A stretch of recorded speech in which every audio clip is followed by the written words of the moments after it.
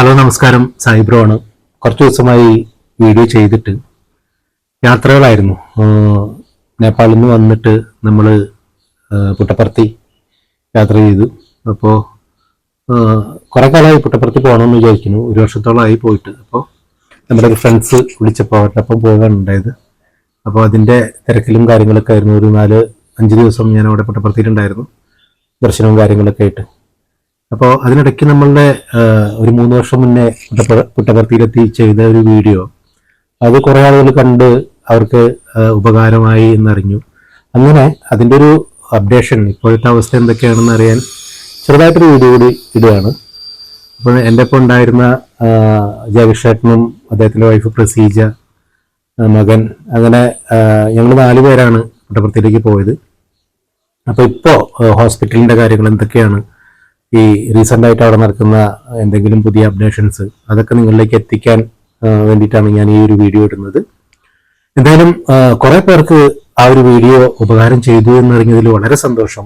വേറെ ഒന്നുമല്ല, കുറേ ആളുകൾ എന്നെ വിളിച്ചിട്ടുണ്ടായിരുന്നു. എൻ്റെ നമ്പർ ഞാൻ അതിൽ കൊടുത്തതിന് പ്രകാരം കുറേ ആളുകൾ എന്നെ വിളിച്ചിട്ടുണ്ടായിരുന്നു. ഒപ്പം തന്നെ അനിലേട്ടനായിട്ട് അവർ സംസാരിച്ച് അനിലേട്ടൻ അവിടെ എത്തി അവർക്ക് വേണ്ട കാര്യങ്ങളെല്ലാം ചെയ്തു കൊടുത്തു എന്ന് അവർ തന്നെയാണ് എൻ്റെ അടുത്ത് സംസാരിച്ചത്. അങ്ങനെ കുറെ പേർക്ക് ആ ഒരു വീഡിയോ ഉപകാരപ്രദമായി എന്നറിഞ്ഞതിൽ വളരെ സന്തോഷമുണ്ട്. അപ്പോൾ അനേട്ടനെ പോയി കണ്ടിരുന്നു. അദ്ദേഹം ഹാപ്പിയാണ്. കാരണം അദ്ദേഹത്തിന് ചെയ്യാൻ പറ്റാവുന്ന കാര്യങ്ങൾ അദ്ദേഹം ചെയ്തു കൊടുത്തിട്ടുണ്ട് എന്നാണ് എന്നോട് പറഞ്ഞത്. അപ്പൊ നമ്മുടെ ഒരു യൂട്യൂബർ എന്ന നിലയ്ക്ക് ഒരു വീഡിയോ കൊണ്ട് മറ്റുള്ള ആൾക്കാർക്ക് എന്തെങ്കിലും ഉപകാരം ചെയ്യുന്നുണ്ടെങ്കിൽ അതെനിക്കൊരു വളരെ പോസിറ്റീവായിട്ട് സന്തോഷം നൽകുന്ന ഒരു കാര്യം തന്നെയാണ്. അപ്പൊ എന്തായാലും എന്തൊക്കെയാണ് പുട്ടപ്പർത്തിയിലെ പുതിയ അപ്ഡേഷൻസ്, സത്യസായി ഹോസ്പിറ്റലിലെ പുതിയ അപ്ഡേഷൻസ്, എങ്ങനെ അവിടെ എത്തിച്ചേരാം എന്ന മുന്നേ വീഡിയോയിൽ ഞാൻ ഇട്ടിട്ടുണ്ടായിരുന്നു. എന്നാലും അത് കാണാത്ത ആളുകൾക്കും, അല്ലെങ്കിൽ ഇപ്പോഴത്തെ 3 വർഷത്തിന് ശേഷം അവിടെ വന്ന മാറ്റങ്ങളൊക്കെയാണ് ഞാൻ ഈ ഒരു വീഡിയോയിൽ നിങ്ങളുമായിട്ട് ഷെയർ ചെയ്യുന്നത്. എന്തായാലും നിങ്ങളുടെ അറിയുന്ന ആളുകളിലേക്ക്, സാമ്പത്തികമായിട്ട് പിന്നോക്കം നിൽക്കുന്ന അല്ലെങ്കിൽ എന്താ പറയുക, ഇത്തരം അസുഖങ്ങളൊക്കെ ഉള്ള ആളുകളിലേക്ക് ഈ ഒരു വീഡിയോ എത്തിക്കാൻ ശ്രമിക്കുക. പരമാവധി ഷെയർ ചെയ്യുക. അത് നമ്മളെ കൊണ്ട് ചെയ്യാവുന്ന ഒരു സഹായം എന്ന നിലയ്ക്ക് നിങ്ങളത് ചെയ്യണമെന്നൊരു അഭ്യർത്ഥനയുണ്ട്. അതെന്തായാലും സത്യസായി ഹോസ്പിറ്റലിന്റെ പുതിയ അപ്ഡേഷൻസ് നിങ്ങളുമായിട്ട് പങ്കുവയ്ക്കാൻ ഈ ഒരു വീഡിയോയിൽ ഞാൻ ശ്രമിക്കാം. കർണാടകയിലെ ബാംഗ്ലൂരിൽ നിന്ന് ഏകദേശം 150 കിലോമീറ്റർ ദൂരം യാത്ര ചെയ്തിട്ടാണ് നമ്മൾ പുട്ടപ്പർത്തിയിൽ എത്തിച്ചേരാറുള്ളത്. അപ്പോൾ കേരളത്തിൽ നിന്ന് വരുന്ന ആൾക്കാർ എങ്ങനെയാണ് പുട്ടപ്പർത്തിയിൽ എത്തിച്ചേരുക എന്ന് പറഞ്ഞാൽ, ഒന്നുമില്ലെങ്കിൽ നമുക്ക് ബാംഗ്ലൂർ വന്നിട്ട് പുട്ടപർത്തിയിൽ വരാം. അതല്ലെങ്കിൽ നേരിട്ട് ട്രെയിനിന് കോയമ്പത്തൂർ വന്നാൽ കുർള എക്സ്പ്രസ്സിൽ പുട്ടപർത്തിയിൽ എത്തിച്ചേരാം. ഇപ്പം നിങ്ങൾ ഈ കാണുന്നതാണ് പുട്ടപർത്തിയിലെ Shri Sathya Sai super speciality hospital എന്ന് പറയുന്നത്. ഇവിടെ മെയിനായിട്ട് നടക്കുന്ന ഒരു കാര്യം എന്ന് പറയുന്നത് ഹൃദയ ശസ്ത്രക്രിയയാണ്. ഹാർട്ട് ഓപ്പറേഷൻസ് ആണ് അധികമായിട്ട് നടക്കുന്നത്. ഒപ്പം തന്നെ പല വിഭാഗങ്ങളിലായിട്ട് ചികിത്സയുണ്ട്. അതുപോലെ തന്നെ പ്ലാസ്റ്റിക് സർജറി അതും ഇവിടെ നടത്തി കൊടുക്കുന്നുണ്ട്. ഒരു 5 പൈസ ചിലവില്ലാതെ പൂർണ്ണമായിട്ടും സൗജന്യമായിട്ടാണ് ഈ ഒരു ഹോസ്പിറ്റലിൽ കാര്യങ്ങളെല്ലാം നടന്നുകൊണ്ട് പോകുന്നത്. സായിബാബ ഉള്ള സമയത്ത് തന്നെ അത് അങ്ങനെ തന്നെയാണ്, എന്നും അത് അങ്ങനെ തന്നെ ആവും എന്നതാണ് ഉള്ളൊരു കാര്യം. പല ആൾക്കാർക്കും ആ ഒരു സംശയമുണ്ട്, ഇവിടെ എന്തിനെങ്കിലുമൊക്കെ പൈസ ഈടാക്കുന്നുണ്ടോ എന്നതിനെക്കുറിച്ചൊക്കെ. പക്ഷേ പൂർണ്ണമായിട്ടും എല്ലാ ചികിത്സകളും സൗജന്യമായിട്ട് ചെയ്തു കൊടുക്കുന്ന ഒരു ഹോസ്പിറ്റലാണ് ഈ സത്യസായി സൂപ്പർ സ്പെഷ്യാലിറ്റി ഹോസ്പിറ്റൽ എന്ന് പറയുന്നത്. നമ്മൾ നേരത്തെ പറഞ്ഞ പോലെ തന്നെ നമുക്ക് കേരളത്തിൽ നിന്ന് വരുന്ന ആളുകൾക്ക് നേരിട്ട് വരണമെങ്കിൽ ട്രെയിൻ മാർഗം ഉള്ള ഒരു മാർഗം എന്ന് പറയുന്നത്, നമ്മൾ നേരെ കേരളത്തിൽ നിന്ന് ട്രെയിനില്ല. ഒന്നുമില്ലെങ്കിൽ നമ്മൾ കോയമ്പത്തൂർ വന്നു കഴിഞ്ഞാൽ അവിടെ നിന്ന് നേരിട്ടിട്ട് ഇവിടേക്ക് ട്രെയിൻ ഉണ്ട്. അതല്ലെങ്കിൽ നമ്മൾ കേരളത്തിൽ നിന്ന് ബാംഗ്ലൂർ വരിക, ബാംഗ്ലൂരിൽ നിന്ന് ട്രെയിൻ ഉണ്ട്. അതുപോലെ തന്നെ ബസ്സും അവൈലബിൾ ആണ്. ഏത് സമയത്തും ബസ് നമുക്ക് കിട്ടാൻ സാധ്യതയുണ്ട്. ആന്ധ്രാപ്രദേശിൻ്റെയോ കർണാടകയുടെയോ ബസ് സർവീസ് ഈ ഒരു പുട്ടപർത്തിയിലേക്ക് എല്ലാ ദിവസവും നമുക്ക് അവൈലബിൾ ആണ്. അപ്പോൾ ഈ 2 കാര്യവും നിങ്ങൾ ശ്രദ്ധിക്കേണ്ട ഒരു കാര്യമാണ്. പിന്നെ ഇവിടെ വരുന്ന ആൾക്കാർ എന്തായാലും നമ്മുടെ ആധാർ കാർഡ് കയ്യിൽ കരുതേണ്ടതുണ്ട്. ഒപ്പം തന്നെ നമ്മളെ ഇതിനു മുൻപേ ചികിത്സിച്ച ഒരു കുറിപ്പുകളുണ്ടല്ലോ, എക്സ്റേകൾ, അതെല്ലാം കയ്യിൽ കരുതുന്നത് നന്നായിരിക്കും. പിന്നെ ഇപ്പോഴത്തെ പുതിയ അപ്ഡേഷൻ എന്ന് പറയുന്നത് ഞാൻ 3 വർഷം മുന്നേ ചെയ്ത വീഡിയോയിൽ നിന്നും കുറച്ച് മാറ്റങ്ങൾ ഇപ്പോൾ ഇവിടെ വന്നിട്ടുണ്ട്. ആ ഒരു മാറ്റങ്ങൾ നിങ്ങളുമായിട്ട് ഷെയർ ചെയ്യാനാണ് ഈ ഒരു പുതിയ വീഡിയോ ഞാൻ ഇട്ടിരിക്കുന്നത്. അപ്പോൾ അതെന്തൊക്കെയാണെന്ന് വെച്ച് കഴിഞ്ഞാൽ, പണ്ട് ഞാൻ ആ സമയത്ത് 3 വർഷം മുന്നേ വീഡിയോ എടുത്ത സമയത്ത് രാവിലെ 5 മണിക്ക് നമ്മൾ ക്യൂ നിൽക്കേണ്ടി വന്നിരുന്നു ഇവിടെ. അത് വലിയൊരു ബുദ്ധിമുട്ടായിട്ട് തോന്നിയിരുന്നു. രോഗി വന്നിട്ട് 5 മണിക്കൊക്കെ ക്യൂ നിൽക്കുന്ന ഒരു അവസ്ഥ ഉണ്ടായിരുന്നു. അപ്പോൾ അങ്ങനെയുള്ളൊരു അവസ്ഥ ഇപ്പോൾ ഇല്ല. ഇപ്പം നമുക്ക് ഏത് സമയത്തും ടോക്കൺ അവൈലബിൾ ആണ്. അപ്പോൾ 7 മണി വരെ ഇവിടെ ടോക്കൺ നമുക്ക് കിട്ടും. അപ്പോൾ രാവിലെ 7 മണി വരെ വന്നിട്ട് നമുക്ക് ടോക്കൺ എടുത്തിട്ട് ഉള്ളിലേക്ക് പോയിട്ട് നമ്മുടെ കൺസൾട്ടൻസി ഡോക്ടറുമായിട്ട് ചെയ്യാം. അതാണ് ഇപ്പോൾ പുതുതായിട്ട് വന്ന ഒരു അപ്ഡേഷൻ എന്ന് പറയാനുള്ളത്. അതിനോടൊപ്പം തന്നെ വേറൊരു കാര്യം, നമ്മൾ ഇപ്പോൾ എന്താ പറയുക, ഒരു 55 വയസ്സ് വരെയൊക്കെ ആയിരുന്നു ഇവർ ആദ്യം ഒക്കെ ഓപ്പറേഷനൊക്കെ ചെയ്തു കൊടുത്തിരുന്നത്. അപ്പോൾ 55 വയസ്സ് കഴിഞ്ഞാൽ പിന്നെ അവർ മരുന്ന് കാര്യങ്ങളൊക്കെയാണ് നിർദ്ദേശിച്ചിരുന്നത്. ഇപ്പോൾ ഹെൽത്തി ആയിട്ടുള്ള 70-75 വയസ്സ് വരെയുള്ള ആളുകൾക്ക് പോലും ഓപ്പറേഷൻ ചെയ്തു കൊടുക്കുന്നുണ്ട് എന്നൊരു പുതിയ വിവരം കൂടി എനിക്ക് ഇവിടുന്ന് അറിയാനായിട്ട് കഴിഞ്ഞു. അത് വിശ്വസനീയമായിട്ടുള്ള കേന്ദ്രങ്ങളിൽ നിന്നാണ് ആ ഒരു വിവരം എനിക്ക് കിട്ടിയത്. കാരണം നിങ്ങൾ ഹെൽത്തി ആണോ എങ്കിൽ 70-75 വയസ്സ് വരെ ഉള്ള ആളാണ്, നല്ല ഹെൽത്ത് നിങ്ങൾക്ക് ഉണ്ടെങ്കിൽ എന്തായാലും നിങ്ങൾക്ക് ഓപ്പറേഷൻ ഇവിടെ ചെയ്ത് കൊടുക്കും. അപ്പോൾ നമ്മുടെ മുന്നത്തെ വീഡിയോയിൽ ഞാൻ കാണിച്ചിരുന്ന നമ്മുടെ അനിലേട്ടൻ്റെ ഹോട്ടലാണ്, സായി സൂര്യ എന്ന് പറഞ്ഞിട്ടുള്ള ഹോട്ടലാണ് ഈ കാണുന്നത്. അപ്പോൾ ആ ഒരു നിമിത്തം പ്രകാരം ഇദ്ദേഹത്തിനായിട്ട് കുറേ ആളുകൾ എന്നെ കോൺടാക്ട് ചെയ്തിട്ടുണ്ടായിരുന്നു, അനിലേട്ടൻ്റെ നമ്പർ തരണമെന്നൊക്കെ പറഞ്ഞിട്ട്. അപ്പം ഞാൻ അനിലേട്ടൻ്റെ നമ്പർ കൊടുത്തിട്ട് അവർ കോൺടാക്ട് ചെയ്തിട്ട് അനിലേട്ടൻ ഇവിടെ എത്തിയപ്പോൾ കുറേ ആളുകൾക്ക് സഹായം ചെയ്തു കൊടുത്തു, അവർക്ക് വേണ്ട അറിവുകൾ പകർന്നു കൊടുത്തു എന്ന് എന്നെ വിളിച്ച ആളുകളും അതുപോലെ തന്നെ അനിലേട്ടനും ഇടയ്ക്ക് എന്നെ വിളിച്ച് പറയുന്നുണ്ടായിരുന്നു. അപ്പോൾ നമ്മുടെ ഒരു വീഡിയോ കണ്ടിട്ട് ഇത്രയും പേര് വന്ന് എന്താ പറയുക, ഇവിടുത്തെ സൗകര്യങ്ങളും കാര്യങ്ങളും അദ്ദേഹം ചെയ്തു കൊടുത്തു എന്നറിഞ്ഞതിൽ എനിക്ക് വളരെ സന്തോഷമുണ്ടായിരുന്നു. അതുകൊണ്ട് തന്നെയാണ് വീണ്ടും അദ്ദേഹത്തെ ഈ ഒരു ഹോട്ടലിൽ കാണിക്കാം എന്ന് കരുതിയത്. നമ്മുടെ ഹോസ്പിറ്റലിൻ്റെ തൊട്ടടുത്താണ്, ഒരു 400 മീറ്റർ ഇപ്പുറത്ത് മാറിയിട്ടാണ് മെയിൻ റോഡിൽ. ഇത് നമ്മുടെ പുട്ടപ്പർത്തി സായിബാബ ആശ്രമത്തിലേക്ക് പോകുന്ന മെയിൻ റോഡിൽ തന്നെയാണ് ഈ ഒരു കേരള ഹോട്ടലുള്ളത്. അപ്പോൾ അദ്ദേഹം എന്താ പറയുക, കുറച്ച് കാര്യങ്ങൾ കൂടി നമ്മളോട് എന്താണ് പുതിയ അപ്ഡേഷൻസ് എന്ന് പറയുന്നതായിരിക്കും. അപ്പോൾ അല്ലേട്ടാ, ഞാനിപ്പോ 3 വർഷം മുന്നേ നമ്മുടെ ഇട്ടൊരു വീഡിയോ ആയിരുന്നു ഉണ്ടായിരുന്നത്. അപ്പൊ ആ വീഡിയോ അതില് കണ്ടിട്ട് അല്ലേട്ടനെ കുറെ ആൾക്കാർ ബന്ധപ്പെട്ടു എന്ന് തോന്നുന്നു കേരളത്തിൽ നിന്ന്. എന്തൊക്കെയാണ് അവരായിട്ടുള്ള അവർക്ക് നിങ്ങളുടെ ഭാഗത്തു നിന്നുള്ള സഹായങ്ങളൊക്കെ ചെയ്തു കൊടുത്തിട്ടുണ്ടായിരുന്നു? നമ്മളെന്ത് ചെയ്യാറ്, നമ്മളിങ്ങോട്ട് വന്നു കഴിഞ്ഞാൽ റൂം എടുത്തു കൊടുക്കേ, പേഷ്യന്റ് പെട്ടെന്ന് അഡ്മിറ്റ് ആവുന്ന ചെയ്ത ബ്ലഡ് എന്തെങ്കിലും വേണമെങ്കിൽ റെഡിയാക്കി കൊടുക്കും. നമ്മളോട് കഴിയുന്ന സഹായങ്ങളൊക്കെ എന്തെങ്കിലും ചെയ്യും, അത്ര തന്നെ. അവര് വന്നു കഴിഞ്ഞാൽ അവർ ചോദിക്കും എങ്ങനെയാണ് ഇവിടെ, എങ്ങനെ പോവുക, എന്തൊക്കെയാണ്, രാവിലെ എത്ര മണിക്കാ പോകേണ്ടത് എന്നൊക്കെ ചോദിക്കാറുണ്ട്. അപ്പൊ അതിന്റെ കാര്യങ്ങളൊക്കെ പറഞ്ഞു കൊടുക്കും. പിന്നെ അവിടെ ചിലപ്പോൾ പേഷ്യന്റ് വന്ന് ബ്ലഡ് വേണം പറഞ്ഞു കഴിഞ്ഞാൽ നമ്മൾ അത് അറേഞ്ച്മെന്റ് ചെയ്ത് കൊടുക്കും. അതിന് പൈസ ഒന്നും വാങ്ങാറില്ല. അവര് പുറത്ത് വന്നു കഴിഞ്ഞാൽ അവരോട് ഫ്രൂട്ട്സോ കാര്യങ്ങളോ വാങ്ങിക്കൊടുക്കും പയ്യന്മാർക്ക്. എന്നിട്ട് അങ്ങനെ യാത്ര അയക്കലാണ്. എന്നെയും കൊണ്ട് കഴിയുന്ന സമയം അങ്ങനെ ഞാൻ ചെയ്യാറ്. ഇപ്പൊ ഞാൻ ഈ ഒരു 3 വർഷം കഴിഞ്ഞിട്ട് വീണ്ടും വീഡിയോ എടുക്കാനുള്ള ഒരു കാര്യം, കുറെ ആളുകൾ എന്നെ വിളിച്ചിട്ട് ഇപ്പോഴത്തെ അവസ്ഥ എന്താണ്, എങ്ങനെയൊക്കെയാണ് എന്നുള്ള, പണ്ടത്തെ മാതിരി 5 മണിക്ക് ക്യൂ നിൽക്കുന്ന ഒരു സമ്പ്രദായം ഇപ്പൊ ഉണ്ടോ? അതോ ഇല്ല, ഇപ്പൊ രാവിലെ 6 മണിക്ക് പോയാലും ടോക്കൺ കിട്ടും. അതിനുള്ള തന്നെയുള്ളൂ. ടോക്കൺ ബുദ്ധിമുട്ടില്ല. പണ്ട് 2 മണിക്കൊക്കെ പോയി ലൈനിൽ നിൽക്കണമായിരുന്നു. ഇപ്പൊ അതിന്റെ ആവശ്യമില്ല. ഇപ്പൊ 6 മണിക്ക് പോയാലും ടോക്കൺ കിട്ടും. പിന്നെ SPR പോയിട്ട് ബുക്ക് ചെയ്യുക. പിന്നെ അവിടെ ചെന്ന് കഴിഞ്ഞാൽ പറഞ്ഞു തരും. ഭാഷേന്റെ പ്രശ്നങ്ങളൊന്നും ഉണ്ടാവില്ല. അപ്പൊ എന്ത് കാര്യത്തിനും വീണ്ടും നമുക്ക് അനിലേട്ടനെ ബന്ധപ്പെട്ടാൽ മതി എന്നാണ് എനിക്ക് പറയാനുള്ളത്. Okay, thank you. ഞാനും ഈ ഒരു സ്ഥലത്ത് വന്നു കഴിഞ്ഞാൽ പുള്ളിയുടെ ഹോട്ടലിൽ നിന്നാണ് ഫുഡ് കഴിക്കാറ്. കാരണം ഇവിടെ ഈ വിറകടുപ്പൊക്കെ കത്തിച്ചേ ആ ഫുഡിന് നല്ലൊരു ടേസ്റ്റൊക്കെയാണ്. അതുകൊണ്ട് തന്നെ എനിക്ക് പുള്ളിയുടെ ഹോട്ടലിൽ വന്നു കഴിഞ്ഞാൽ ഞാൻ ഇവിടുത്തെ ഫുഡാണ് അധികം കഴിക്കാറ്. അപ്പോൾ നിങ്ങൾക്ക് വേണ്ട എല്ലാ കാര്യങ്ങളും പറഞ്ഞു തരുവാനായിട്ട് പുട്ടപ്പർത്തിയിൽ എത്തിക്കഴിഞ്ഞാൽ ഇവിടെ അനിലേട്ടൻ വീണ്ടും ഉണ്ട്. ഒരു കാര്യവും നിങ്ങൾ പേടിക്കേണ്ട. അദ്ദേഹം പരമാവധി നമ്മളെ ഹെൽപ്പ് ചെയ്യുന്ന ഒരാളാണ്. അപ്പോൾ ഇവിടെ നിന്ന് എന്താ പറയുക, നമ്മുടെ ആശ്രമത്തിലേക്ക്, സത്യസായി ബാബയുടെ ആശ്രമത്തിലേക്ക് അധികം ദൂരമില്ല, ഒരു 4 കിലോമീറ്റർ പോയി കഴിഞ്ഞാൽ ആശ്രമം എത്തി. അപ്പോൾ നിങ്ങൾക്ക് സ്റ്റേ ചെയ്യാനാണെങ്കിൽ ആശ്രമത്തിൻ്റെ ഉള്ളിൽ അടിപൊളി റൂംസ് ഉണ്ട് കേട്ടോ.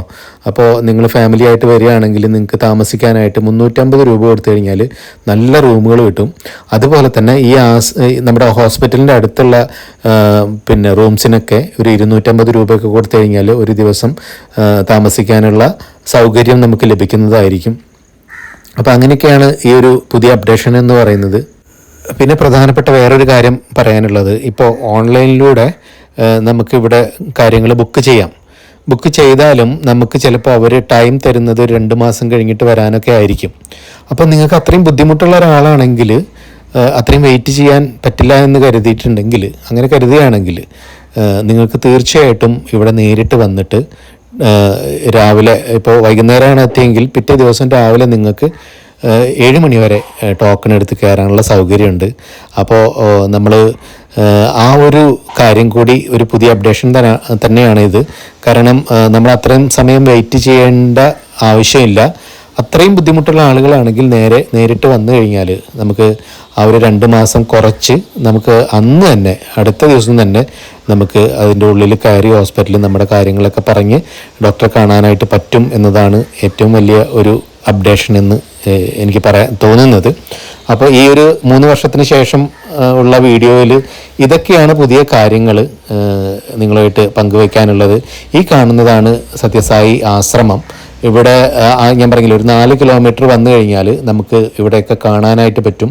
വളരെ നല്ലൊരു വൈബാണ് ഈ ഒരു സ്ഥലത്തുള്ളത്. വീഡിയോ അകത്തേക്ക് എടുക്കാൻ പറ്റാത്ത കാരണമാണ് ഞാൻ അകത്തേക്ക് ഉള്ള വിഷ്വൽസ് ഒന്നും എടുക്കാത്തത്. അപ്പോൾ ഇവിടെ കുറേ മലയാളികളുടെ കടകളുണ്ട്, ഇവിടെയുണ്ട് ഹോട്ടൽസ്, കുറേ മലയാളികളുടെ ഹോട്ടൽസ് ഉണ്ട്. അങ്ങനെയുള്ളൊരു സ്ഥലം കൂടിയാണ്. നിങ്ങളിവിടെ വന്നു കഴിഞ്ഞാൽ നിങ്ങൾക്ക് ഭാഷയുടെ പ്രശ്നം അധികം ബുദ്ധിമുട്ട് വരില്ല എന്നതാണ് എനിക്ക് പറയാനുള്ളത്.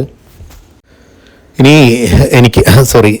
നിങ്ങൾക്ക് കൂടുതലായിട്ട് എന്തെങ്കിലുമൊക്കെ അറിയാനുണ്ടെങ്കിൽ ഞാൻ എൻ്റെ മൊബൈൽ നമ്പർ വീഡിയോയിൽ കൊടുക്കുന്നുണ്ട്. നിങ്ങൾക്ക് വാട്സപ്പ് ചെയ്യാം, വോയിസ് ഇടാം. ചിലപ്പോൾ കോൾ ചെയ്താൽ കിട്ടുന്നുണ്ടായിരിക്കില്ല, എന്നിരുന്നാലും നിങ്ങൾക്ക് വാട്സപ്പ് ചെയ്യാം. കോൾ ചെയ്ത് കിട്ടുക, ഞാൻ തിരക്ക് ആണെങ്കിൽ ഞാൻ എടുക്കില്ല. വാട്സപ്പിൽ നിങ്ങൾ മെസ്സേജ് ഇട്ട് കഴിഞ്ഞാൽ ഞാൻ നോക്കിയിട്ട് റിപ്ലൈ തരുന്നതായിരിക്കും. അപ്പോൾ നമ്മളെക്കൊണ്ട് പറ്റാവുന്ന കാര്യങ്ങൾ, നല്ല കാര്യങ്ങൾ മറ്റുള്ള ആളുകളിലേക്ക് ഷെയർ ചെയ്യാൻ ശ്രമിക്കുക. നിങ്ങളുടെ നാട്ടിലൊക്കെ അത്തരം ബുദ്ധിമുട്ട് അനുഭവിക്കുന്ന ആളുകളുണ്ടെങ്കിൽ, അത്തരം പാവപ്പെട്ട ആളുകളുണ്ടെങ്കിൽ അവരിലേക്ക് ഇത് പകർന്നു കൊടുക്കുക. അതുകൊണ്ട് നമുക്ക് എന്താ പറയുക, ഒരു മാനസികമായിട്ട് നമുക്കൊരു സന്തോഷം തന്നെയാണ്. അത്തരം ഇപ്പം ഞാൻ നേരത്തെ പറഞ്ഞല്ലേ, അനിലേട്ടൻ ഇടയ്ക്ക് എന്നെ വിളിക്കാറുണ്ട്. അതുപോലെ തന്നെ പല ആളുകളും വീഡിയോ കണ്ട് വിളിക്കാറുണ്ട്. അപ്പോഴൊക്കെ നമുക്ക് കിട്ടുന്ന ഒരു സംതൃപ്തി എന്ന് പറയുന്നത് വളരെ വലിയതാണ്. അതുപോലെ തന്നെ നിങ്ങൾക്കും ആ ഒരു സംതൃപ്തി കിട്ടട്ടെ എന്ന് പ്രാർത്ഥിക്കുന്നു. തീർച്ചയായിട്ടും മറ്റുള്ള ആളുകളിലേക്ക് ഇത്തരം വീഡിയോസ് നിങ്ങൾ ഷെയർ ചെയ്ത് കൊടുക്കുക. ഇതാണ് പുട്ടപ്പർത്തിയിലെ റെയിൽവേ സ്റ്റേഷൻ. SSPN എന്നാണ്, നിങ്ങൾക്ക് ഗൂഗിൾ ചെയ്താൽ കിട്ടും. SSPN, സത്യസായി പ്രശാന്തി നിലയം എന്നതാണ് ഈ ഒരു റെയിൽവേ സ്റ്റേഷൻ്റെ പേര്. അപ്പോൾ നമുക്ക് ബാംഗ്ലൂരിൽ നിന്നും അതുപോലെ തന്നെ കോയമ്പത്തൂരിൽ നിന്നും നമുക്ക് ഈ ഒരു റെയിൽവേ സ്റ്റേഷനിലേക്ക് നേരിട്ട് ട്രെയിൻ ഉണ്ട്. അതുകൂടി കണക്കിലെടുത്ത് നിങ്ങളുടെ യാത്ര ക്രമീകരിച്ച് ഇവിടെ എത്തുക. അധികം പൈസയൊന്നും നിങ്ങൾക്ക് താമസത്തിനായിട്ട്. അപ്പോൾ എന്തായാലും നമ്മുടെ ഒപ്പം വന്നിട്ടുണ്ടായിരുന്ന പാലക്കാട് നിന്നുള്ള ജയകൃഷ്ണേട്ടനും പ്രസീജയും അവരുടെ അനുഭവങ്ങൾ കൂടി നമ്മളുടെ ഈ വീഡിയോയിൽ പങ്കുവയ്ക്കുന്നു. നമുക്ക് അതിലേക്ക് പോകാം. അപ്പോൾ ഈ ഒരു എന്താ പറയുക, ഹോസ്പിറ്റലിൽ എത്തിയിട്ട് നിങ്ങളുടെ അനുഭവങ്ങൾ, എത്ര വർഷം മുന്നെയാണ് ഓപ്പറേഷൻ കഴിഞ്ഞിട്ടുള്ളത് എന്ന് പറയാമോ? ഞാൻ 2020 ഫെബ്രുവരി 22-ാം തീയതിയാണ് എൻ്റെ സർജറി കഴിഞ്ഞത്. ഞങ്ങൾ 2020 ജനുവരി 12-ാം തീയതി എനിക്ക് BP പെട്ടെന്ന് കൂടുതലാവുകയും ഞങ്ങൾ അടുത്തുള്ളൊരു ഹോസ്പിറ്റലിൽ പോയപ്പോൾ അവർ പെട്ടെന്ന് ECG എടുക്കാൻ പറഞ്ഞായിരുന്നു. അപ്പോൾ അവർ നോക്കിയപ്പോൾ എന്തോ ഹാർട്ടിന് എന്തോ പ്രോബ്ലം ഉണ്ട്, എത്രയും പെട്ടെന്ന് കാർഡിയോളജി ഡോക്ടറെ പോയി കാണാൻ വേണ്ടി പറഞ്ഞായിരുന്നു. എൻ്റെ വീട് വന്നിട്ട് ഇവിടെ പാലക്കാട് ജില്ലയിലെ കണ്ണമ്പ്ര പഞ്ചായത്തിൽ പുളിങ്കൂട്ടം മഞ്ഞപ്ര ചിറയിലാണ് എൻ്റെ വീട്. അപ്പോൾ പെട്ടെന്ന് ആളിങ്ങനെ എനിക്ക് BP കൂടിയപ്പോൾ എൻ്റെ ഹസ്ബൻഡ് ജോലിക്ക് പോയിരിക്കുകയായിരുന്നു. അപ്പോൾ ആള് വന്നപ്പോൾ ഞങ്ങൾ പെട്ടെന്ന് ഡോക്ടറെ കാണാൻ പോയപ്പോൾ ആലത്തൂർ ഡോക്ടറെ കാണാൻ പോയി. അപ്പോൾ സാറാണ് പറഞ്ഞത് പെട്ടെന്ന് ECG എടുക്കണം. അതിന് മുമ്പും എനിക്ക് തലവേദന, എന്തൊക്കെയോ അസ്വസ്ഥതകളായിട്ട് എനിക്കുണ്ടായിരുന്നു. അപ്പോൾ നോക്കുമ്പം ഡോക്ടർ പറഞ്ഞതനുസരിച്ച് ഞങ്ങൾ നോക്കിയപ്പോൾ CR ഡോക്ടർ, പാലക്കാട് ജില്ലാ ഹോസ്പിറ്റലിലെ CR ഡോക്ടറെ പോയി കണ്ടായിരുന്നു. അപ്പോൾ അവിടെ പോയപ്പോഴാണ് ആള് എക്കോ ടെക്സ്റ്റും നടത്തിയപ്പോൾ ആള് പറഞ്ഞു എത്രയും പെട്ടെന്ന് സർജറി വേണം. അത് ഒന്ന് കോവൈ മെഡിക്കൽ, പിന്നൊന്ന് പറഞ്ഞത് തിരുവനന്തപുരം, പിന്നെ കോഴിക്കോട്. ഈ 3 ഹോസ്പിറ്റലിലാണ് ഇതിനുള്ള സൗകര്യങ്ങളുള്ളൂ എന്ന് പറഞ്ഞു. എനിക്ക് ആകെ പെട്ടെന്ന് കേട്ടതും ഷോക്കായി. പെട്ടെന്ന് നമുക്ക് ഒരു BP കൂടി നമ്മൾ ഡോക്ടറെ അടുത്ത് പോയപ്പോൾ അവരിങ്ങനെ പറയും പെട്ടെന്ന് സർജറി വേണമെന്നും പറഞ്ഞു. ഞാൻ ആ ഒരു സാറ് പറഞ്ഞ ആ ഷോക്കിൽ പുറത്ത് വന്നിട്ട് പിന്നെ ഞാൻ ആലോചിച്ചു, ഇതിനിപ്പോൾ എത്ര ലക്ഷം രൂപയൊക്കെ വേണ്ടി വരുന്നൊന്നും അറിയില്ല. പിന്നെ അതും ഈ 3 ഹോസ്പിറ്റലാണ് അവർ പറഞ്ഞത്. അപ്പോൾ എനിക്ക് ആകെ ടെൻഷനായി. ഇവിടെ തൃശ്ശൂരൊക്കെ നല്ല, ഞങ്ങൾക്ക് എളുപ്പം ജൂബിലി മിഷൻ ഹോസ്പിറ്റലൊക്കെ അവിടെ നല്ല ഡോക്ടർമാരുള്ളതാണ്. അവിടെയൊന്നും പറ്റില്ലെന്നൊന്നും എനിക്ക് ആളോട് ചോദിക്കാൻ എനിക്ക് ആ ഒരു സമയത്ത് ഒന്നും ഓർമ്മയിൽ പോയില്ല. പിന്നെ ഞാൻ തിരിച്ച് വീണ്ടും ഡോക്ടറെ അടുത്ത് പോയപ്പോൾ ഡോക്ടറോട് ഞാൻ ചോദിച്ചു, സാർ ഇവിടെ എത്ര രൂപ ഈ സർജറിക്ക് വേണ്ടി വരും എന്ന് ചോദിച്ചപ്പോൾ സാറ് പറഞ്ഞു ഒരു 7 ലക്ഷം നിങ്ങൾ എന്തായാലും കയ്യിൽ വേണം എന്ന് പറഞ്ഞു. അപ്പോൾ ശരി എന്ന് പറഞ്ഞാൽ ആകെ ഞാൻ എൻ്റെ ഹസ്ബൻഡിൻ്റെ അടുത്ത് പറഞ്ഞു, നമ്മൾ ഇത്രയും പെട്ടെന്ന് ഒരു 7 ലക്ഷം രൂപയൊക്കെ എങ്ങനെ ഉണ്ടാക്കുക, സാധാരണ കുടുംബത്തിലുള്ള ഞങ്ങൾക്ക് അതൊരു വലിയ തുകയായിരുന്നു. അപ്പോൾ ഞങ്ങള് ആളെന്നെ സമാധാനിപ്പിച്ചു, നീ ടെൻഷൻ അടിക്കാതെ, നമുക്ക് എന്തെങ്കിലും ദൈവം ഒരു വഴി കാണിച്ചു തരും, നമുക്ക് എന്തായാലും നമ്മുടെ ജീവനല്ലേ വലുത്, ഇരിക്കുന്ന വീട് വിറ്റിട്ടാണെങ്കിലും നിന്നെ ഞാൻ തിരിച്ചു കൊണ്ടുവരും, നീ ടെൻഷൻ അടിക്കാതിരിക്കുക പറഞ്ഞു. അങ്ങനെ ഞങ്ങള് വീട്ടിൽ പോയി ഏത് ഹോസ്പിറ്റലിലേക്ക് പോകണം എന്നൊക്കെ ചിന്തിച്ചുകൊണ്ടിരിക്കുകയായിരുന്നു. അപ്പോഴാണ് എൻ്റെ അമ്മാവൻ ഞങ്ങളുടെ PK ഹൈസ്കൂളിൽ ഒരു റിട്ടയർഡ് അധ്യാപകനായിരുന്നു രാമകൃഷ്ണൻ മാഷ്. സാറ് എൻ്റെ ഈ അസുഖം എൻ്റെ അമ്മാവൻ വഴി അറിയുകയും അവര് പിറ്റേ ദിവസം തന്നെ സാർ എൻ്റെ വീട്ടിൽ വരികയും എന്നോട് പറഞ്ഞു, മോളെ നീ ഒന്നുകൊണ്ടും പേടിക്കണ്ട, നിനക്ക് 1 രൂപ പോലും ചെലവില്ലാതെ ചിലപ്പോൾ നിനക്ക് സർജറി വേണ്ടി വരില്ല എന്നൊക്കെ പറഞ്ഞ് എന്നെ സമാധാനിപ്പിച്ചു. അപ്പോഴത്തേനും ഒരാഴ്ചയായി ഞങ്ങൾ ആലോചിച്ച് ഏത് ഹോസ്പിറ്റലിലേക്ക് പോകണം, പിന്നെ പൈസ റെഡിയാക്കേണ്ട ആ ഒരു ഇതൊക്കെ ടെൻഷനൊക്കെ ആയി ഞങ്ങൾ ആ ഒരു വഴിയിലേക്ക് നോക്കിക്കൊണ്ടിരിക്കുകയായിരുന്നു.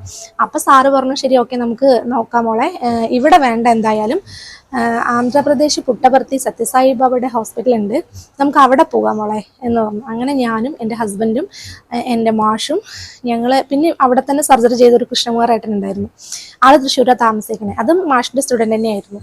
അങ്ങനെ ഞങ്ങൾ 4 പേരും കൂടെ പുട്ടപർത്തി എത്തി. എനിക്ക് ആ ഹോസ്പിറ്റലിൽ കണ്ടതും എന്തോ എനിക്ക് ഭയങ്കര എനിക്ക് പേടിയായിരുന്നു. സർജറി എന്നൊക്കെ പറഞ്ഞപ്പോൾ എനിക്ക് പേടിയായിരുന്നു. പക്ഷെ ആ ഹോസ്പിറ്റലിൽ കണ്ട് ആ ഉള്ളിൽ കയറിയ ഡോക്ടർമാരുടെയൊക്കെ എന്നോടുള്ള അവര് സംസാരിക്കുന്നതും കാര്യങ്ങളൊക്കെ ചോദിക്കുമ്പോൾ തന്നെ എനിക്ക് എന്തൊക്കെയോ ഒരു ധൈര്യം ഉള്ളിലേക്ക് വന്നു തുടങ്ങിയായിരുന്നു. അങ്ങനെ പെട്ടെന്ന് അവര് കുഴപ്പമില്ല നമുക്ക് നോക്കാം, ടെസ്റ്റൊക്കെ നോക്കാന്ന് പറഞ്ഞാൽ ഞങ്ങളെ ഉള്ളിലേക്ക് വിട്ടു. ഡോക്ടർമാർ ഓരോ ടെസ്റ്റും കാര്യങ്ങളൊക്കെ ചെയ്തു, എക്കോ എടുത്തു. അങ്ങനെ നോക്കിയപ്പോഴാണ് എന്നോട് പറഞ്ഞു, ഹോളാണ്, കുറച്ച് വലുതാണ്, എങ്കിലും നമുക്ക് ബലൂൺ സർജറി വഴി ശരിയാക്കാൻ പറ്റുമെന്ന് നമുക്ക് നോക്കാം എന്ന് പറഞ്ഞു. അങ്ങനെ അവര് പെട്ടെന്ന് പിറ്റേ ദിവസം തന്നെ എന്നെ അഡ്മിറ്റ് ആക്കിയതിന്റെ 3-ാമത്തെ ദിവസം എനിക്ക് ബലൂൺ സർജറി ആയിരുന്നു. നോക്കുമ്പം ചെയ്തുകൊണ്ടിരിക്കുമ്പോൾ തന്നെ അപ്പോഴൊക്കെ ഞാൻ ഫുൾ ധൈര്യമൊക്കെ സംഭരിച്ച് ഞാൻ ഉള്ളിൽ കയറി. അപ്പൊ നോക്കുമ്പം പെട്ടെന്ന് എനിക്ക് അസ്വസ്ഥതകൾ വന്നു, ശ്വാസതടസ്സം വന്നു. അങ്ങനെ അവര് അത് മാറ്റിയിട്ട് പറഞ്ഞു സക്സസ് ആയില്ല, അതിലും വലുതായിരുന്നു ഹോള്, നമുക്ക് ഇനിയും സൊല്യൂഷൻ ഉണ്ടല്ലോ, നമുക്ക് ഓപ്പൺ സർജറി നോക്കാം എന്ന് പറഞ്ഞ്. അപ്പോഴേക്കും എനിക്ക് വീണ്ടും ടെൻഷനായി. കാരണം നമ്മളുള്ള ധൈര്യമൊക്കെ സംഭരിച്ചുള്ളിൽ കയറി സർജറി സക്സസ് ആയില്ല എന്ന് പറയുമ്പോൾ ഉള്ള ടെൻഷൻ. അങ്ങനെ ഞാന് പിന്നെ ഒരു അയ്യർ സാർ ഉണ്ട് അവിടുത്തെ, നല്ല ഡോക്ടറാ. അവിടുത്തെ എല്ലാ ഡോക്ടർമാരും നല്ലതാണ്, പ്രത്യേകിച്ച് ആ സാറിന് മലയാളം അറിയാവുന്നത് കൊണ്ട് ആളെന്നോട് അതുവരെയൊന്നും മലയാളം സംസാരിച്ചിട്ട് എനിക്ക് സാറ് മലയാളിയാണെന്ന് പോലും അറിയില്ലായിരുന്നു.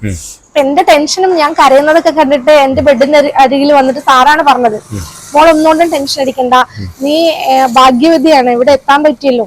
പിന്നൊന്ന് ഇങ്ങനെ ഇത്രയും വയസ്സ് വരെ, എനിക്ക് വയസ്സ് 37, അപ്പൊ ഇത്രയും വയസ്സ് വരെ നീ ഇതൊന്നും അറിഞ്ഞിരുന്നില്ല, എനിക്ക് 2 മക്കളായി, മക്കൾ കുഞ്ഞു കുട്ടികളാണെങ്കിൽ നിനക്ക് ഇവിടെ സർജറി ചെയ്ത് കിടക്കുമ്പോൾ നിനക്ക് ടെൻഷൻ ആവും, കൂടുതൽ വിഷമമാവും. അപ്പോ ഇപ്പൊ നിന്റെ മക്കള് വലുതായി. എന്റെ മോള് വന്നിട്ട് +2, അന്ന് അവള് 10ാം ക്ലാസ്സിലായിരുന്നു, എക്സാം സമയമായിരുന്നു.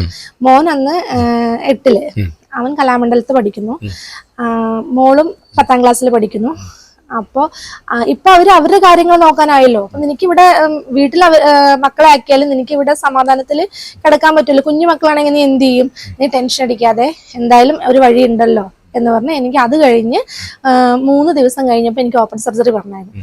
അങ്ങനെ എൻ്റെ ഓപ്പൺ സർജറിക്ക് ഞാൻ ഒന്നും അറിഞ്ഞില്ല എന്ന് വെച്ചാൽ ഒന്നും അറിഞ്ഞില്ല. കാരണം അവിടെയുള്ള ഡോക്ടർമാരെ അത്രയും ഫ്രണ്ട്ലിയാണ് എന്നോടും എല്ലാ പേഷ്യന്റിനോടും. നമുക്ക് ഒരു ടെൻഷനും അതിൻ്റെ ഉള്ളിൽ കയറുമ്പോൾ ഉണ്ടാവില്ല.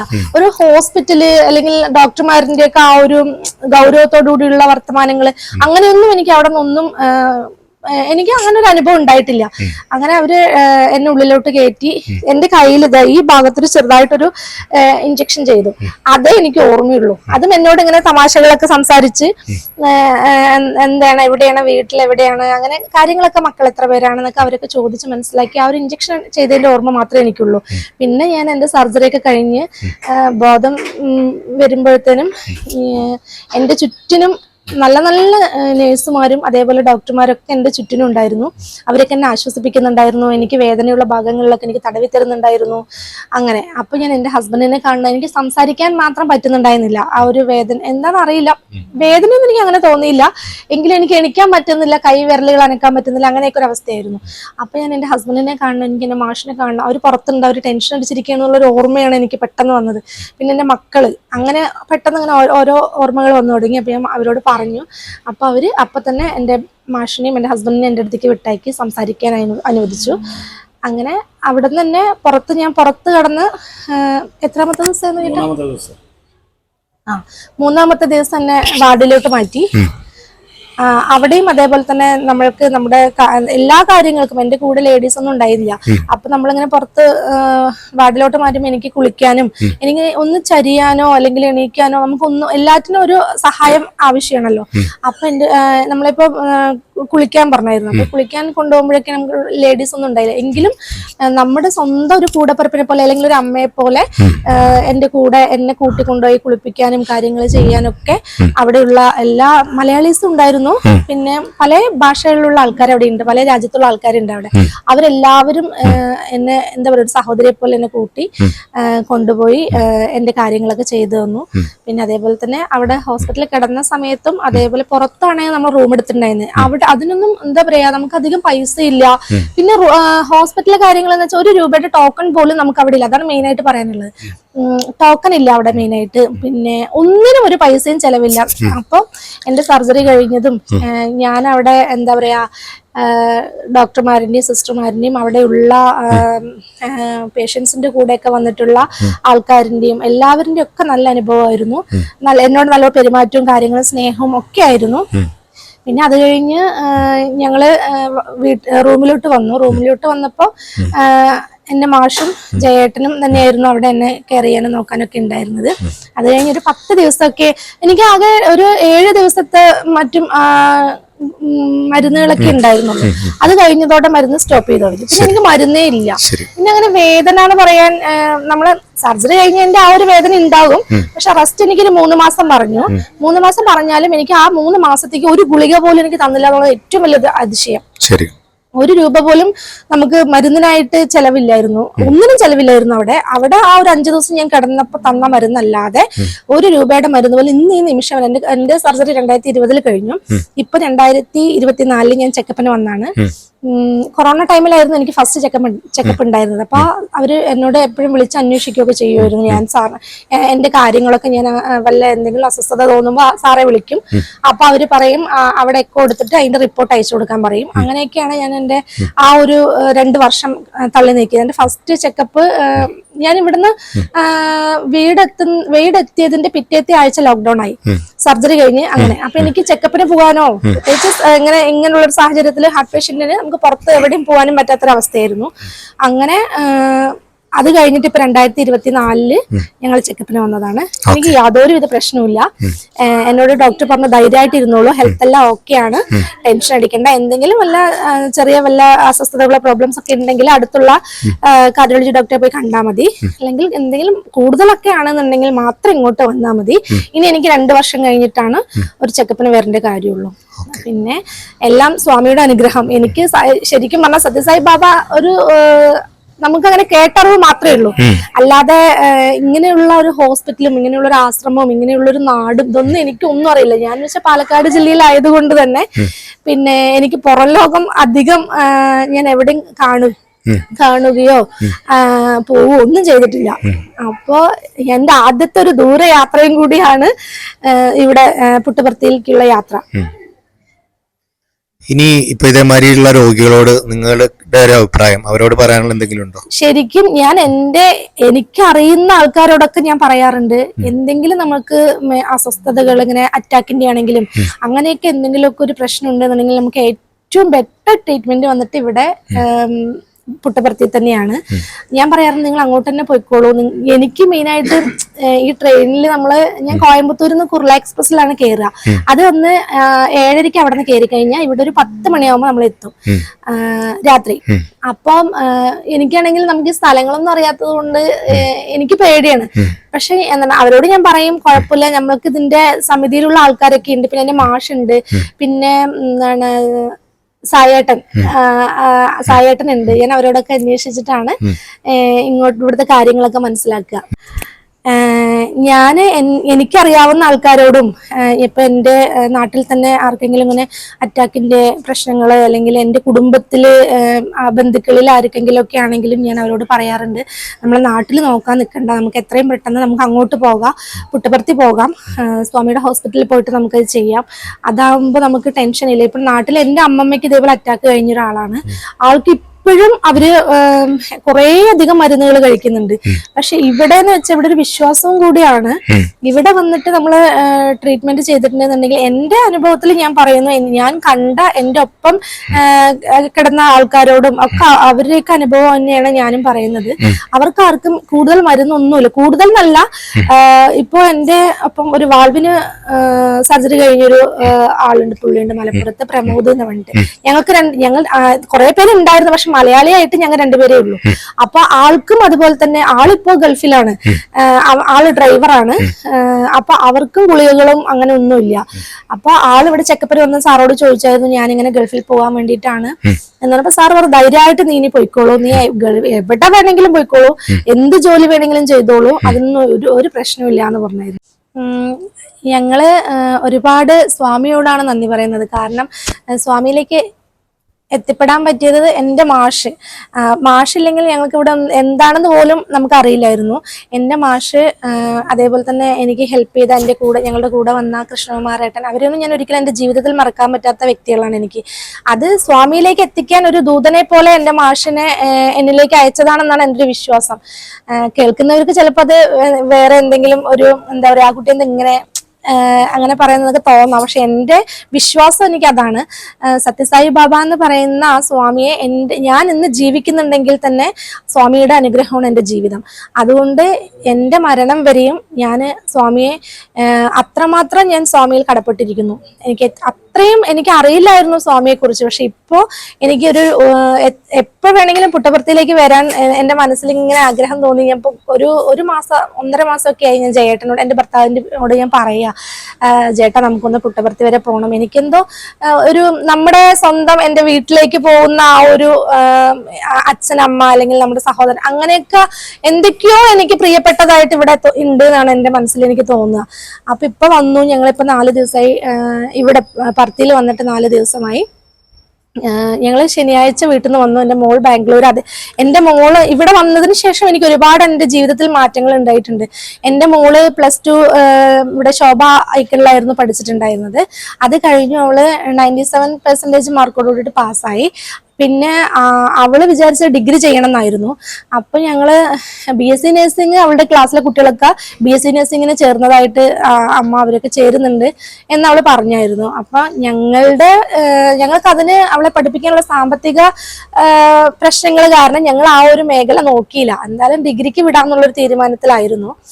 പക്ഷെ എന്തോ ഭഗവാൻ ഇവിടെ എൻട്രൻസ് എക്സാം ഉണ്ട് ഇങ്ങനെ കുട്ടികൾക്ക് BSc നഴ്സിംഗ് ബാംഗ്ലൂർ വൈറ്റ് ഫീൽഡിലാണ്, സ്വാമിയുടെ തന്നെ കോളേജിൽ ഉണ്ട് എന്ന് പറഞ്ഞു. അപ്പൊ ഞങ്ങള് എന്തായാലും നോക്കാന്ന് വെച്ചിട്ട് ഞങ്ങൾ അപ്ലൈ ചെയ്തു. ആ വർഷം കഴിഞ്ഞ വർഷം മുതൽ കർണാടക എൻട്രൻസ് എക്സാമും കൂടി എഴുതിയാലേ നമുക്ക് കോളേജിലെ എൻട്രൻസും അവിടുത്തെ ഇന്റർവ്യൂ ഒക്കെ നമുക്ക് അറ്റൻഡ് ചെയ്യാൻ പറ്റുള്ളൂ. അങ്ങനെ ഞങ്ങൾ വന്ന്, ഒന്നും അറിയില്ലായിരുന്നു, ഞങ്ങൾ 2 പേരും കൂടെ വന്ന് മോളെ എൻട്രൻസ് എക്സാം എഴുതി. അത് കഴിഞ്ഞു, പിന്നെ ഇന്റർവ്യൂവിന് വിളിച്ചു, ഇന്റർവ്യൂ കഴിഞ്ഞു. അങ്ങനെ മോൾക്ക് അവിടെ സെലക്ഷൻ കിട്ടി. ഒരു 1000-1500 കുട്ടികളൊക്കെ വന്നിട്ടുണ്ടാവും. പെൺകുട്ടികൾക്ക് മാത്രമേ BSc നഴ്സിംഗ് അവിടെ പഠിക്കാൻ പറ്റൂ. അപ്പോൾ വന്നിട്ടുണ്ടാവും. അതിൽ നിന്ന് 60ഓളം കുട്ടികളെ സെലക്ട് ചെയ്തിട്ടുണ്ട്. പിന്നെ അവിടെ തന്നെ പാരാമെഡിക്കൽ കോഴ്സും ഉണ്ട്. നമ്മളെടുത്തത് BSc നഴ്സിംഗ് ആണ് മോളെടുത്തത്.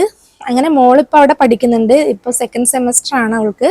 എക്സാം ഇതാ അടുത്ത മാസം തുടങ്ങും, ഒക്ടോബർ ലാസ്റ്റ് അല്ലെങ്കിൽ നവംബറിൽ എന്നാണ് പറഞ്ഞിരിക്കുന്നത്. അപ്പോൾ അവളും അവിടെ ഹാപ്പിയാണ്. ഫീസോ കാര്യങ്ങളോ അങ്ങനെ ഒന്നും ഇല്ല അവിടെ BSc നഴ്സിങ്ങിനായിട്ട്. നമ്മളവിടെ കുട്ടിയെ കൊണ്ട് ചേർത്തി, പക്ഷെ ലീവ് കിട്ടില്ല. പിന്നെ അതേപോലെ വീട്ടിലേക്ക് വിളിക്കാനോ കാര്യങ്ങൾക്കൊന്നും പറ്റില്ല. വ്യാഴാഴ്ച ഒരു 15 മിനിറ്റോളം സംസാരിക്കാൻ പറ്റും. അത് കഴിഞ്ഞാൽ പിന്നെ ഞായറാഴ്ച 1 മണിക്കൂർ. അങ്ങനെ ആഴ്ചയിൽ 2 ദിവസം 1 മണിക്കൂറും ഒരു 15 മിനിറ്റ്, 1.25 മണിക്കൂറേ നമ്മളോട് സംസാരിക്കാൻ പറ്റുള്ളൂ. ആ ഒരു ബുദ്ധിമുട്ടൊക്കെ ഫസ്റ്റ് നന്നായിട്ടുണ്ടായിരുന്നു. കാരണം കുട്ടി എന്നിൽ നിന്ന് മാറി നിന്നിട്ടേ ഇല്ല. അങ്ങനെ ഇപ്പൊ അവള് സെറ്റായി, കുഴപ്പമില്ല. ഇപ്പൊ ടെൻഷനൊക്കെ മാറി, ഇപ്പൊ കുഴപ്പമില്ല, സമാധാനമായിട്ടിരിക്കുന്നു. ഞങ്ങളപ്പോൾ മോളെയും കണ്ട് അങ്ങനെ പുട്ടപർത്തി ഹോസ്പിറ്റൽ ചെക്കപ്പ് കഴിഞ്ഞ് അങ്ങനെ ആശ്രമത്ത് വന്ന് ആശ്രമത്തിൻ്റെ ഉള്ളിൽ തന്നെ റൂമൊക്കെ എടുത്ത് ഇപ്പൊ ഇവിടെ 4 ദിവസമായിട്ട് ഇവിടെ താമസിക്കുന്നു. ഇന്ന് ഞങ്ങൾ വൈകുന്നേരം 4 മണിയാകുമ്പോൾ തിരിച്ചു പോകും. എൻ്റെ ജീവിതത്തിൽ ഇത്രയും എന്നെ എന്താ പറയുക, ഞാൻ ഇവിടെ വന്നത് കൊണ്ടാണ്, അല്ലെങ്കിൽ ഇവിടെ സർജറി കഴിഞ്ഞു, അതുകൊണ്ട് എൻ്റെ മകൾക്കും ഒരു നല്ല രീതിയിൽ പഠിപ്പിക്കാൻ, എൻ്റെ മകളെയും പഠിപ്പിക്കാൻ പറ്റി. അങ്ങനെ എൻ്റെ ഒരു ഫ്രണ്ട് ഉണ്ട്, ആ കുട്ടി, അവരും എന്താണ് ഞങ്ങളെപ്പോലെ തന്നെ പാവങ്ങളാണ്. ആ കുട്ടിയും അതേപോലെ ഡിഗ്രി +2 കഴിഞ്ഞ് നിൽക്കുമ്പോൾ ഞാൻ അനന്തപൂര് ആ കുട്ടി നന്ദൂട്ടി, എൻ്റെ മോള് ആദ്യം അനന്തപുരം ഡിഗ്രി ചെയ്യാനാണ് വിചാരിച്ചത്. അപ്പൊ ആ കുട്ടിക്ക് BSc നഴ്സിംഗ് താല്പര്യം ഉണ്ടായില്ല. അപ്പൊ ഞാൻ അവരോട് പറഞ്ഞിട്ടുണ്ടായിരുന്നു ഇങ്ങനെ ഈ കോളേജിനെ കുറിച്ച് കാര്യങ്ങളൊക്കെ കുറിച്ച്.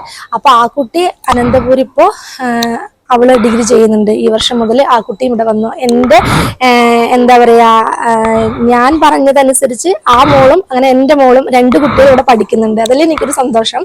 എന്തായാലും സ്വാമിയോട് ഒരുപാട് നന്ദിയുണ്ട്. ഇനിയും എൻ്റെ പരിചയത്തിൽ ആരെങ്കിലും ഉണ്ട് എന്നുണ്ടെന്നുണ്ടെങ്കിൽ ഞാൻ തീർച്ചയായിട്ടും ഞാൻ അവരെ ഇങ്ങോട്ട് തന്നെയാണ് കൊണ്ടുവരിക. എനിക്ക് അറിഞ്ഞില്ലെങ്കിലും ഞാൻ എൻ്റെ മാഷോട് പറഞ്ഞിട്ടാണെങ്കിലും, അതേപോലെ ഇതിൻ്റെ ശാഖയിൽ തന്നെ ഒരുപാട് ആൾക്കാരൊക്കെ ഉണ്ട്. ഇവിടെ എത്തിപ്പെട്ട് കഴിഞ്ഞാൽ നമുക്ക് പിന്നെ ഒരു ടെൻഷനും വേണ്ട. നമ്മൾ എന്താ പറയാ, നാട്ടിൽ ഹോസ്പിറ്റൽ നല്ലതല്ല എന്നല്ല ഞാൻ പറയുന്നത്, എങ്കിലും ഇവിടെ വന്നു കഴിഞ്ഞിട്ടുണ്ടെന്നുണ്ടെങ്കിൽ ഏറ്റവും നല്ല ട്രീറ്റ്മെന്റ് ആണ് ഇവിടെ നിന്ന് കിട്ടുന്നത്. എൻ്റെ അനുഭവത്തിലൂടെ ഞാൻ പറയുകയാണ്.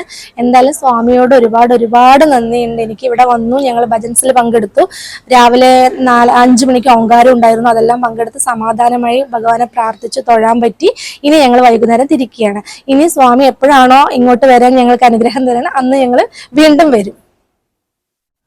എന്തായാലും നമ്മൾക്ക് ചെയ്യാൻ പറ്റാവുന്ന ഒരു കാര്യം എന്ന് പറയുന്നത് ഇത്തരം വീഡിയോസ് മറ്റുള്ള രോഗികളിലേക്ക് എത്തിക്കുക എന്നതാണ്. അതുകൊണ്ട് നമ്മൾ ഒരു പുണ്യപ്രവൃത്തി ചെയ്യുകയാണ്. കാരണം വേറെ ഒന്നുമല്ല, സാമ്പത്തികമായിട്ട് ഏറെ ചെലവുകൾ വരുന്ന അവസ്ഥ ഉണ്ടായിരിക്കും. ചില ആളുകൾക്ക് അതിന് പറ്റില്ല എന്ന് നമുക്കറിയാം. അത്തരം ആളുകളിലേക്ക് എത്തിക്കുമ്പോൾ അവരുടെ ഒരു മനസ്സിന്റെ സന്തോഷം അത് നമ്മളിലേക്കും തിരിച്ചെത്തും എന്ന് തന്നെയാണ് ഇത്തരം പുണ്യപ്രവൃത്തിയുടെ ഒരു ഉദ്ദേശമെന്ന് എനിക്ക് തോന്നുന്നു. അപ്പോൾ എന്തായാലും നിങ്ങൾ അറിയുന്ന അത്തരം രോഗികളിലേക്ക് വീഡിയോ ഷെയർ ചെയ്യും എന്ന വിശ്വാസത്തോടെ അടുത്ത വീഡിയോയിൽ കാണാം എന്ന് പറഞ്ഞുകൊണ്ട് വിടാം. സൈബ്രോ.